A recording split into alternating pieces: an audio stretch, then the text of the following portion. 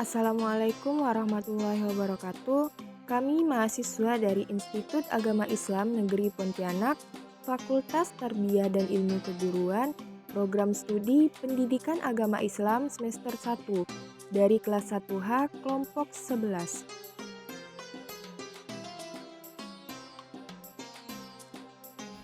Video ini dibuat untuk memenuhi tugas mata kuliah Sejarah Peradaban Islam dengan dosen pengampu Bapak Salim SPDI MPD dengan beranggotakan 2 orang, yaitu saya Arsita Widyastanti dan rekan saya Seli Mardiana.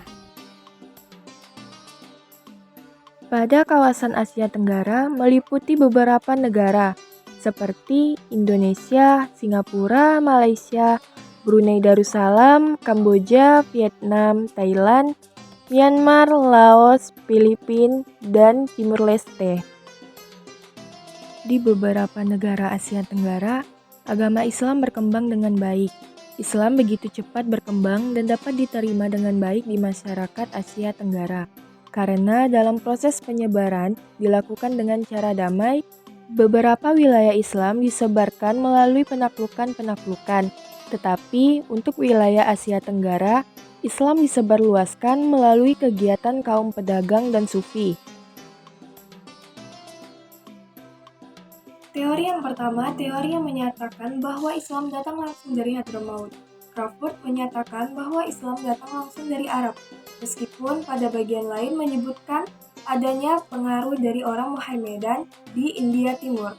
Sementara Kaiser beranggapan bahwa Islam datang dari Mesir yang bermazhab Syafi'i. Begitu pula pendapat Nieman dan Hollander yang menyatakan Islam datang dari Hadramaut. Teori kedua mengatakan bahwa Islam datang dari India. Teori ini dikemukakan oleh P.J. Nepal pada tahun 1872 berdasarkan terjemahan buku berbahasa Prancis yang menceritakan catatan perjalanan Sulaiman, Marco Polo, dan Ibnu Battuta, menyimpulkan bahwa orang Arab bermazhab Syafi'i Gujarat dan Malabar yang ada di India yang membawa Islam ke Asia Tenggara. Ia mendukung teori ini dengan menyatakan bahwa melalui perdagangan sangat mungkin terselenggaranya hubungan dua wilayah, diperkuat dengan istilah Persia yang dibawa dari India, digunakan oleh pelabuhan kota-kota di Asia Tenggara. Teori yang ketiga dikembangkan Fatimi bahwa Islam datang dibawa dari Benggala atau Bangladesh. Islam pertama kali muncul di semenanjung Malaya dari arah pantai timur bukan barat pada abad ke-11 melalui Kanton, Tangerang, Leran, dan Terengganu. Ia beralasan bahwa doktrin Islam di semenanjung sama dengan Islam di Tangerang. Namun, pendapat ini disanggah oleh Grewes yang menyatakan bahwa teori ini tidak dapat diterima karena hanya berdasarkan prasasti.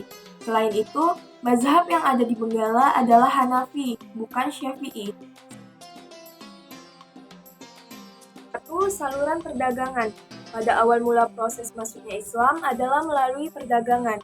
Kesibukan perdagangan pada abad ke-7 hingga ke-16 membuat pedagang-pedagang Muslim Arab, Persia, dan India, saluran Islamisasi melalui perdagangan ini sangat menguntungkan karena para raja dan bangsawan turut serta dalam kegiatan perdagangan.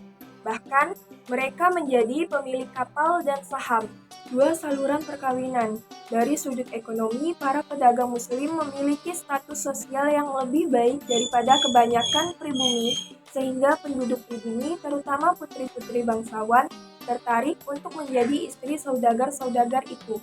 Sebelum dinikahi, mereka diislamkan terlebih dahulu. Setelah mereka mempunyai keturunan, lingkungan mereka semakin luas. Perkawinan ini jauh lebih menguntungkan apabila antara saudagar muslim dan anak bangsawan atau anak raja dan anak adipati. Karena raja dan adipati atau bangsawan itu kemudian turut mempercepat proses Islamisasi. Demikianlah yang terjadi antara Raden Rahmat atau Sunan Ampel dan Nyai Manila, Sunan Gunung Jati dan Putri Kawunganten, serta Brawijaya dan putri dari Kerajaan Campa.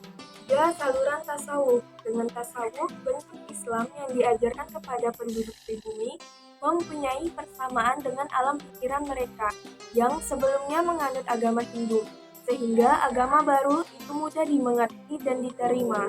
4. Saluran pendidikan.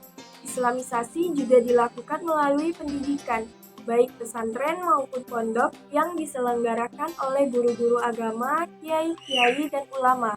Di pesantren atau pondok itu, calon ulama, guru agama, dan kiai mendapat pendidikan agama.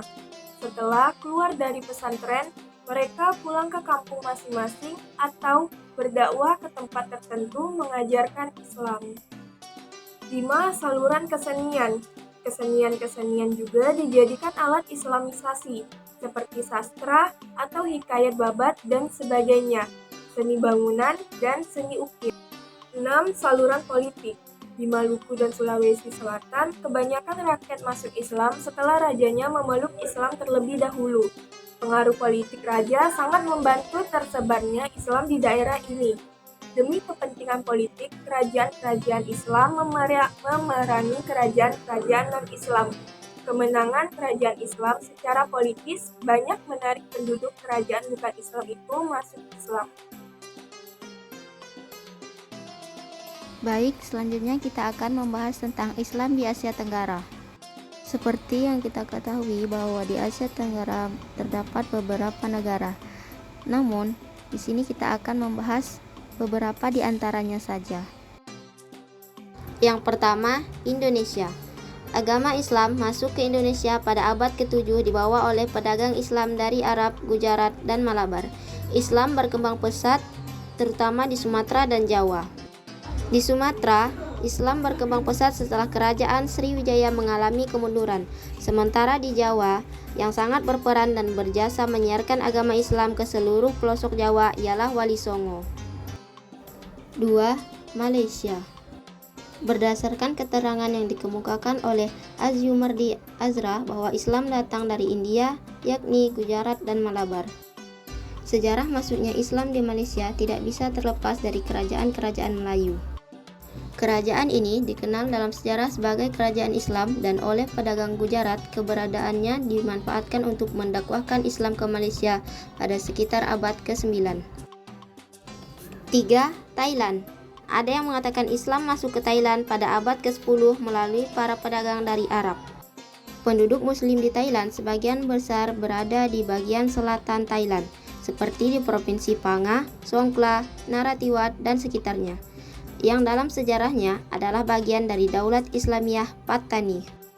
Perkembangan Islam di Thailand semakin pesat saat beberapa pekerja Muslim dari Malaysia dan Indonesia masuk ke Thailand pada akhir abad ke-19.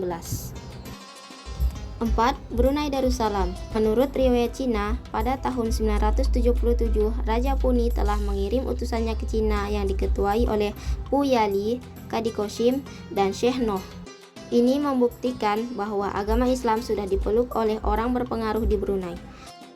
Brunei merdeka sebagai negara Islam di bawah pimpinan Sultan ke-29, yaitu Sultan Hassanal Bolkiah Muizzuddin Wad-Daulah.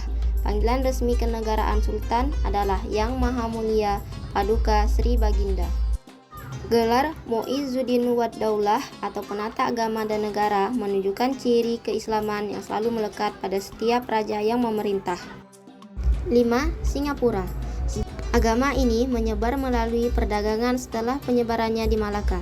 Pelabuhan Singapura bisa dikatakan sebagai salah satu dari 4 yang utama di dunia, yang menjadikan Singapura adalah kota terbuka dengan perdagangan besar dan berkembang. Keadaan Singapura yang awalnya merupakan daerah kekuasaan Sultan Johor yang didiami oleh etnis Melayu, juga telah memberikan jalan bagi masuknya Islam ke Singapura. Pada tahun 1966, Undang-Undang Administrasi Hukum Islam atau AMLA mengusulkan pembentukan Majelis Ulama Islam Singapura atau Islamic Religion Council of Singapore atau MUIS sebagai suatu lembaga hukum. Untuk negara-negara seperti Myanmar, Laos, Kamboja, Filipina, Timor Leste, dan Vietnam, rata-rata penduduk Muslim di negara-negara tersebut terbilang minoritas. Karena kebanyakan dari negara ini menganut agama Buddha, Katolik, dan sebagainya. Tak jarang, di negara-negara ini kedatangan Islam ditentang oleh peradaban lokal.